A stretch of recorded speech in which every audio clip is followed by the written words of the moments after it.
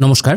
গতকালকে বার্ধক্য ভাতা, বিধবা ভাতা এবং প্রতিবন্ধী ভাতার ১,০০০ টাকা করে ছাড়া হয়েছে এবং যারা উপভোক্তা আছেন প্রত্যেকের অ্যাকাউন্টেই কিন্তু এই টাকা ক্রেডিট হয়ে গেছে। এবার ১,০০০ টাকা দেওয়া হয়েছে বলে অনেকেরই মনে প্রশ্ন, আমাদেরকে তো ১,৫০০ টাকা দেওয়ার কথা হয়েছিল, তাহলে ১,০০০ টাকা দেওয়া হলো কেন? তার থেকেও সবথেকে বড় প্রশ্ন, দুটো নোটিশ আমি কালকে ভিডিওতে দেখিয়েছিলাম, এই যে সেই দুটো নোটিশ, এই নোটিশেও দেখুন খেয়াল করে, এখানেও বলা হয়েছে বার্ধক্য ভাতা, বিধবা ভাতা এবং প্রতিবন্ধী ভাতা যেগুলো রাজ্যের পেনশন স্কিম, সেগুলো ১,০০০ থেকে বেড়ে ১,৫০০ টাকা হলো এবং এটা এফেক্ট হচ্ছে ১/৮/২০২৬ থেকে।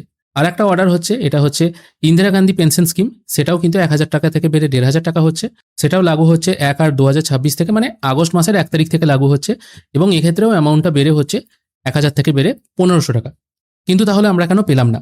এ প্রসঙ্গে মাননীয় মুখ্যমন্ত্রী ২০শে জুলাই একটি পোস্ট করেছিলেন, এটা কিন্তু সবাই উপেক্ষা করে গিয়েছিলেন, খেয়াল করেননি, যার ফলে কিন্তু এরকম মত সবাই পোষণ করছেন। এখানে দেখুন কি বলা হয়েছে, জাতীয় সামাজিক সহায়তা কর্মসূচি এবং রাজ্য সরকারের সামাজিক কল্যাণ পেনশন প্রকল্পসমূহের আওতাভুক্ত উপভোক্তাদের মাসিক আর্থিক সহায়তা ১,০০০ থেকে বেড়ে ১৫০০ টাকা করার নির্দেশ জারি করা হয়েছে। এই সিদ্ধান্তের ফলে সবাই সুযোগ সুবিধা পাবেন, এটা খুব ভালো কথা। তারপর দেখুন কি বলা হয়েছে, আগামী আগস্ট ২০২৬ মাস থেকে এই সিদ্ধান্ত কার্যকর হবে এবং ১ সেপ্টেম্বর থেকে সম্পূর্ণ স্বচ্ছতার সঙ্গে ডাইরেক্ট বেনিফিট ট্রান্সফারের মাধ্যমে উপভোক্তাদের ব্যাংক অ্যাকাউন্টে বর্ধিত মাসিক পেনশনের অর্থ সরাসরি পৌঁছে দেওয়া হবে।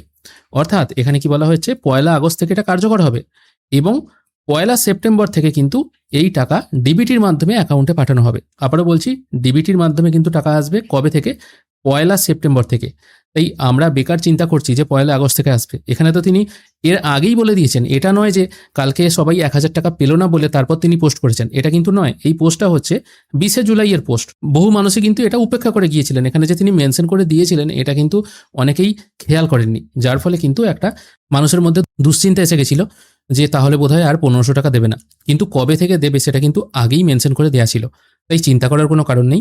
আগামী মাস থেকে, মানে সেপ্টেম্বর মাস থেকে কিন্তু আপনারা ডিবিটির মাধ্যমে টাকা পাবেন।